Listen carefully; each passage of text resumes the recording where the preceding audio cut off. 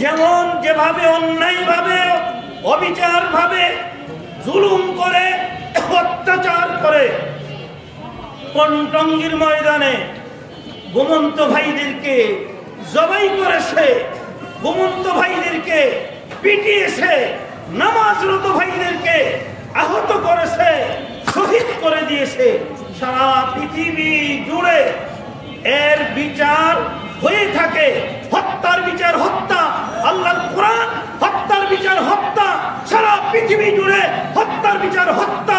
সুতরাং বাংলার জমিনে বাংলার মুসলমান চায় এই হত্যার বিচার সর্বোচ্চ ফাঁসি চায়।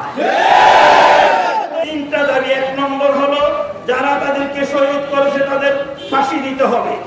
দুই নম্বর, বাংলার জমিনে তাদের কোনো কার্যকলাপ চলতে দেওয়া যাবে না। তিন নম্বর হলো যে বিশ্ব ইজতেমার মাঠ এবং টঙ্গী এবং কাকরাইল মসজিদ কখনো কোনো সময়ের জন্য এই সন্ত্রাসী বাহিনীরে আর দেওয়া যাবে না। গোলামায়ে হক্কানীদের সাথে থাকবে। কি বলেন, ঠিক না? সবাই একমত আছি তো ভাই? আর আমাদের এলাকার বিশেষ করে নরসিংদী থানায়, মাধবদী থানায় কোন মসজিদে এহতিয়াতিরা কাজ করতে পারবে না। কি বলেন, রাজি আছেন?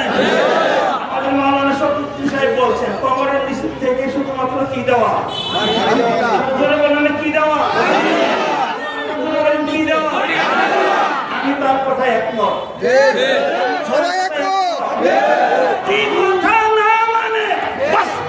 বাধ্য হয়ে লাঠি নিতে বাধ্য হবো। সাতপন্থীদেরকে এই দেশ থেকে তো আর বের করে দেওয়া যাবে না, তারা এই দেশের নাগরিক।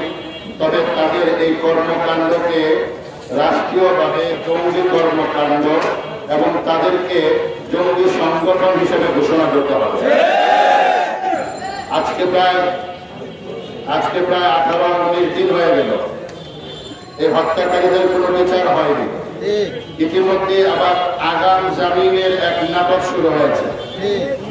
আমাদের কাছে অথেন্টিক রিপোর্ট, এই অনন্ত জলিল নামে এক বাটপার বদমাইশ আর এই ওসামা, তারা ইসরায়েলের ইহুদিদের সাথে পরামর্শ করে টঙ্গীর ময়দানে এই আক্রমণের পরিকল্পনা করেছে। আমরা নাম বলতে চাইনি, নাম বলে দিলাম। যেই সংগঠনের নেতৃত্ব দেয় বেহায়া বেশরম অনন্ত জলিল, যে সংগঠনের ব্যাপারে নিজের ভেরিফাইড আইডি থেকে পোস্ট করে তাসলিমা নাসরিন, ওই সংগঠন আর যাই হোক দাওয়াতের সংগঠন, সন্ত্রাসী সংগঠন, জঙ্গি সংগঠন। অনীতি বিলম্বে এদেরকে নিষিদ্ধ ঘোষণা করুন। টাল বাহানা করলে উলামায়ে কেরাম সোজা আঙ্গুল বাঁকা করতে কিন্তু জানে। সোজা আঙ্গুল বাঁকা যদি আমরা একবার করি, বিজয় না চিনিয়ে আমরা ঘরে ফিরবো না।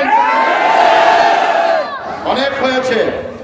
2018-তে ছাত্র জনতাকে হত্যা করেছেন, 2024-এ এসে নিরীহ আপামর দাওয়াতের তাবলীগের সাথীদেরকে হত্যা করেছেন। এখন আবার জায়গায় জায়গায় চূড়াগুপ্তা হামলা শুরু হয়েছে। চূড়াগুপ্তা হামলা শুরু হয়েছে। মনে রাখবেন, আমরা বাংলাদেশে বন্যার পানিতে ভেসে আসি নাই।